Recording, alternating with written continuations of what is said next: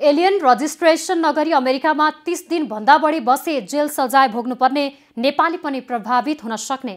Donald Trump नेतृत्वको अमेरिकी प्रशासनले अब अमेरिकामा 30 दिनभन्दा बढी समय बसेका विदेशी नागरिकले एलियन रजिस्ट्रेसन एक्ट अन्तर्गत दर्ता नगरेको खण्डमा जेल सजाय भोग्नुपर्ने भएको छ।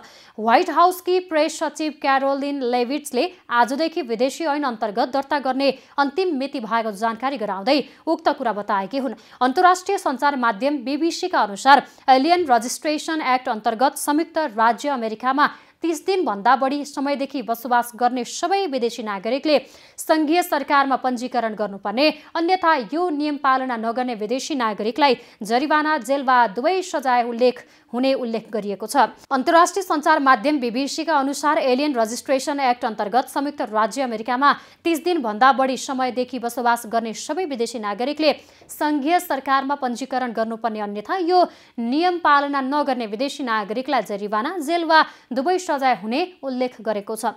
गैरकानुनी रूपमा अमेरिका प्रवेश गर्नेहरूलाई अमेरिका छोड्न सन्देश दिँदै दर्ता प्रमाण बिना 2025 अप्रिल 11 वा त्यसपछि अमेरिका आउने विदेशी नागरिकहरूलाई उनीहरूको आगमनको 30 दिनभित्र दर्ता गर्न निर्देशन जारी गरेको हो।